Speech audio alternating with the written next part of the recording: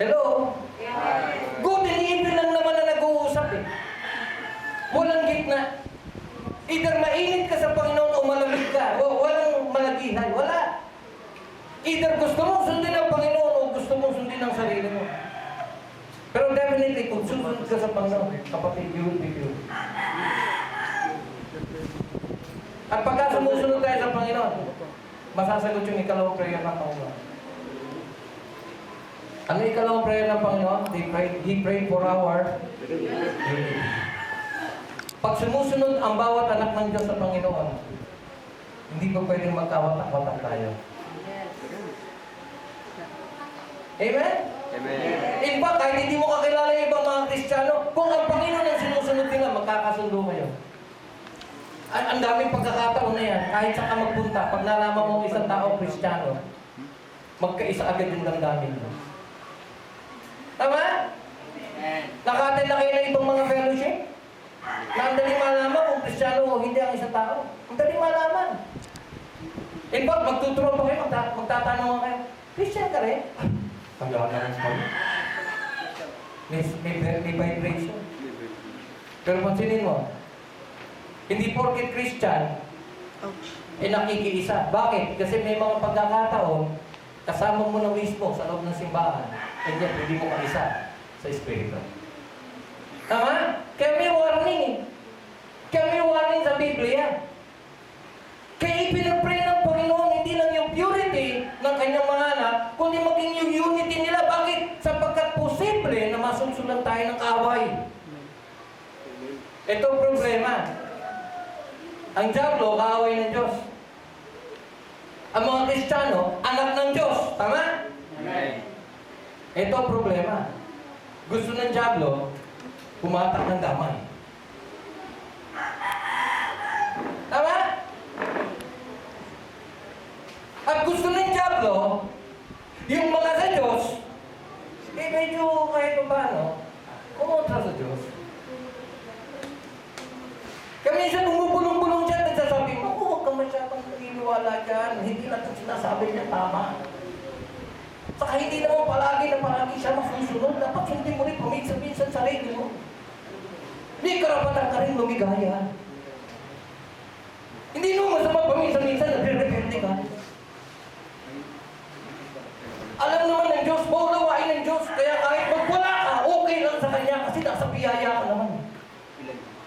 Before you know it, nagkakawindang-windang ang buhay mo, wala ka na sa tamang daan. And yet, ang paniniwala mo, nasa tama ka rin. Bakit? Kasi pinaniwalaan mo na yung sinabi ng kalaban. And yet, damang-daman ng mga kasama mo, iba na espiritu mo. Hindi ka nakaisa. Kaya sabi ko sa inyo sa simbahan natin, hindi naman natin kailangan pare-pareho tayo ng paniniwala. Bagamat isa tayo dapat ng pinaniniwalaan, pero pwede tayo mag-disagree. Pero dapat hindi tayo magkakaiba ng espiritu. Hindi man tayo magkasundo sa maraming mga paniniwala kasi hindi naman iisa isip natin. Pero definitely, pwede tayong magkaisa sa espiritu. Sa simbahan natin, pagka may ibang espiritu, lulutang. Lulutang. Hindi mo kailangan itapo eh. Sila mismo mararamdaman nila aba, iba na ako. Bakit? Because the Lord wants our unity to be preserved. Kaya kung may mga nag-aaway, pwede ba? Pakiusap ko lang. Kasi di maiwasan minsan yung di pagkakaunawaan, okay lang yun. Pero pwede ba, nag-aaway kayo na lang, huwag na kayo mandamay. Kasi nangyayari, pag may nag-aaway, nag-aanap ng kakampi. Kapatid, pagka ganyan ang espiritu mo, yan yung espiritu ng kalaban. Palagi naghahanap ng damay. Kaya sa Bible, ang laki ng warning, ang lakas, ilang linggo na, inuulit ko na naman to. Kasi para maintindihan natin yung kahalagahan ng pag-ibig.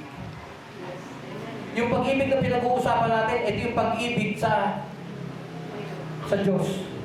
Pag-ibig, dahil nasa Diyos tayo, yung pag-ibig na galing sa Diyos na iniibig natin ang ating kapwa. Pero itong pag-ibig na ito, hindi umiibig sa kasalanan. Ang isang pangunahing layunin ng pag-ibig is to to preserve the purity of our unity.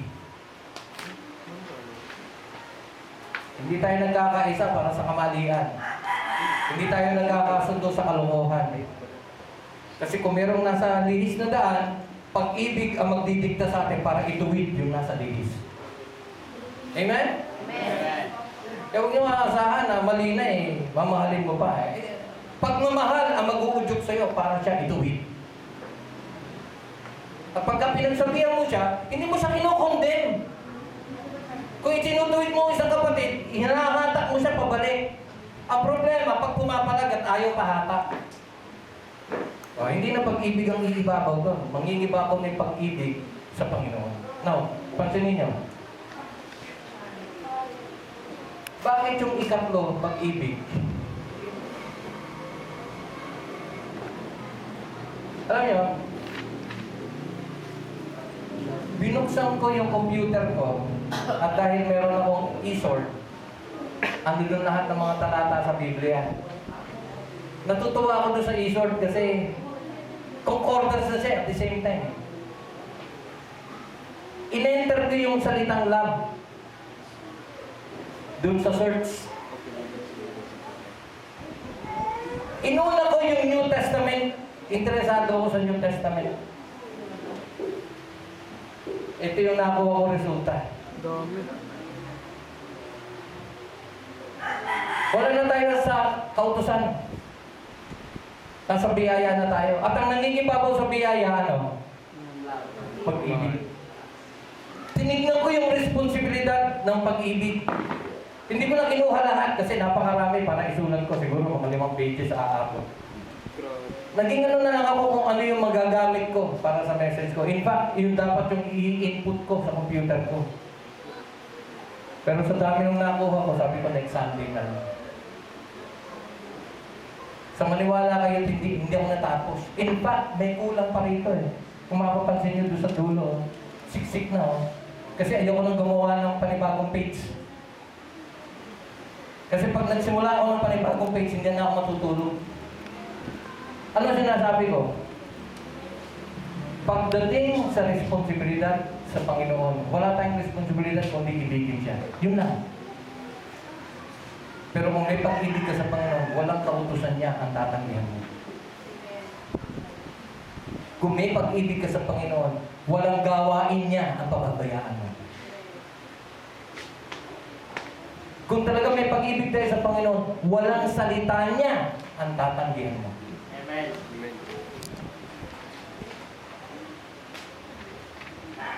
Alam niyo, ang isang gandang example ng batas at saka ng pag-ibig pagdating sa pagmamahal sa Panginoon, si Martha at saka si Mary nung dumating si Kristo sa kanilang tahanan. Si Martha naging abalagan sa paglilingkod. Ako, maraming ganyan na Pilipino. Siyang religyoso, walang ginawa. Pati pagsisimba nila, paglilingkod yun.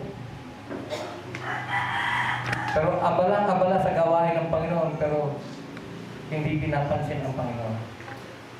Si Maria, asaan? Nasa paanan ng Panginoon.